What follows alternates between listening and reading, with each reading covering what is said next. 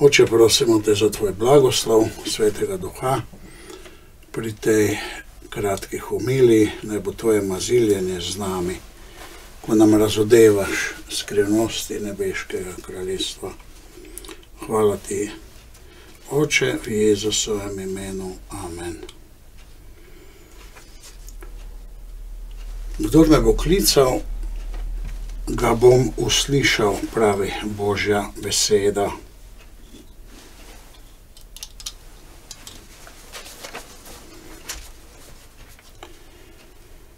V stiski ga bom rešil, blagoslovil in poveličal. Tako govori v vstopni spev. In tudi glavna prošnja je v smislu tega, naj se mi poglabljamo v Kristusovo skrivnost odrešenja.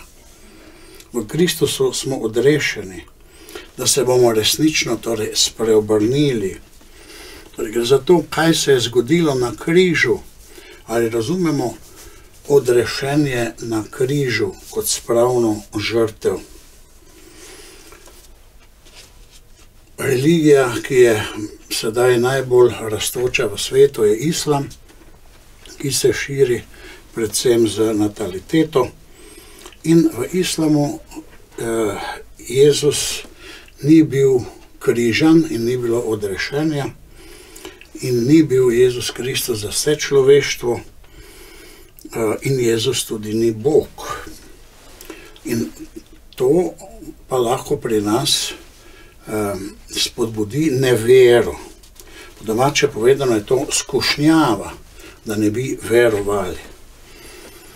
V prvem berilu, na nek način drugem berilu in evangeliju, pa vidimo, da je potrebno Boga verjeti in tudi mu služiti. Tudi z zunanjim delom, z zunanjo izpovedjo to potrditi. Tako imamo v prvem berilu izpoved Judov, obred izpovedi, kako pride pred duhovnika, kako prinese dar in kaj reče. In potem na koncu da tisti koš z sadovi zemlje Bogu kot žrtev. To je vera v srcu in potem potrditev vere z dejanjem oziroma izpovedovanjem. Kajti Bog nam obljublja v Psalmu 91 varnost v vseh situacijah.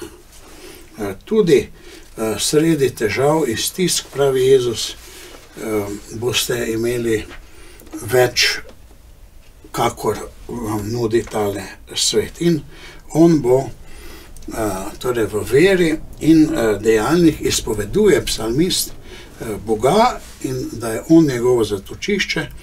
In potem govori o tem, kako bodo ga na rokah nosili tisti, ki bo Božji, kako bo imel zmago, bo poteptal leva in zmaja, ker bo Bog vedno z njim. Branil ga bom, ker moje ime priznava in mene priznava, pravi psalm, ki je psalm varstva, ki ga pa potem tudi Hudi Duh uporabi v skušnjavi za Jezusa. V drugem berilu pa je prav to zopet poudarjeno, da moramo imeti vero in potem na zunaj potrditi naše vero. Pravi, kdor bo svojimi usti priznal, v srcu pa veroval, ta bo odrešen. Kajti v srcu verujemo in smo rešeni.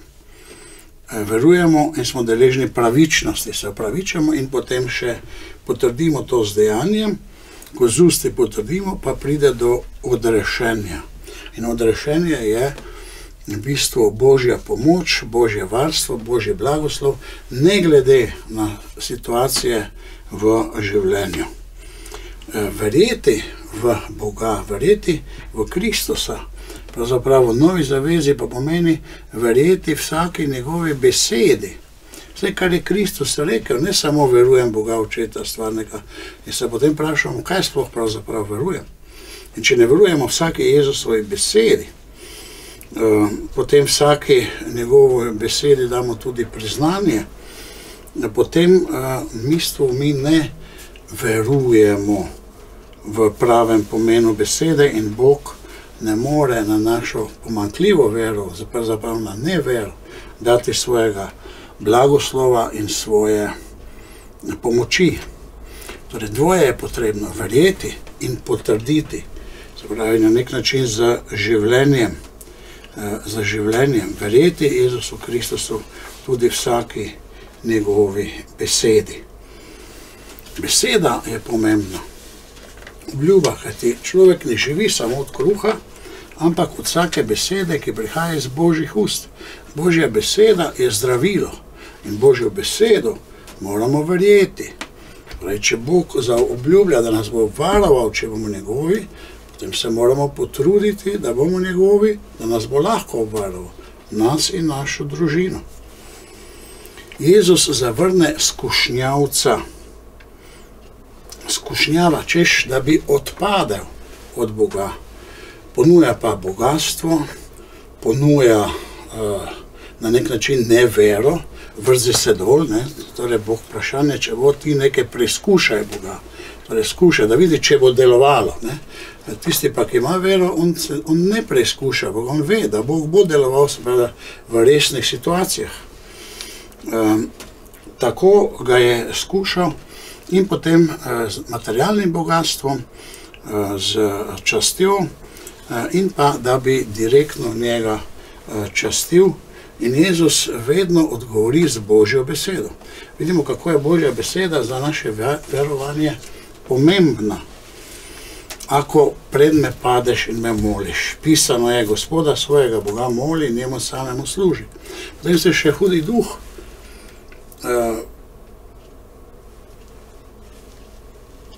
uporabi, hudi duh uporabi tudi on Božjo besedo.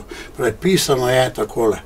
Jezus pravi pa, pisano je pa tudi. Torej, tudi celotno Sveto pismo odgovarja na preizkušnje, na skušnjave, ki so v našem življenju in tako v celoti z vsemi odgovori in potem z pravilno presojo v našem srcu se mi odločimo za to, kar je Božja volja. Ne gre za neke preizkušnje, neke umetne situacije, da vidimo, če bo Bog deloval, kajti Bog deluje v pravih življenjskih situacijah. In potem, ko je Jezus zavrnil hudega duha, hudi duh pravi, je za nekaj časa ga je pustil.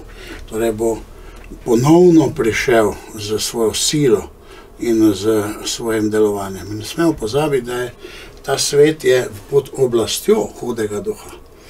Imamo medije, ki želijo, da bi mi to verovali in imeli takšno mišljenje, kot nam ga oni servirajo. Nikoli mediji v pomembnih zadevah ne pokažejo obe strani, tudi v današnjem času. Pač pa eno stran resnice ali moči favorizirajo, pošilj naprej, drugi pa ne dajo toliko možnosti. Tako da mi v bistvu ne poznamo prave resnice preko medijev, kaj se dogaja. Predvsem pa mediji ne prinašajo Boga. Boga ne prinašajo. In nas vodijo, pravzaprav s tem večinskim vplivom, nas vodijo stran od Boga, stran od miru, stran od razumevanja, stran od ljubezni in stran od samega sebe, da bi se izgubili. In to je ta duhovna sila tega sveta, ki je zli vodi. Zli. To je negativno, slabo. In se ljudje seveda izgubimo. Verjeti celotni Božji besedi in jo tudi izpolnjevati. Tudi izpolnjevati tiste stvari, ko pravi Jezus, da bodo izganjali njegovi učenci hude duhove. Kdo še danes to dela? Ali pa, da bodo njegovi učenci, ne glede na duhovnika, kogarkoli, molili za bolnike in ti bodo ozdravljali.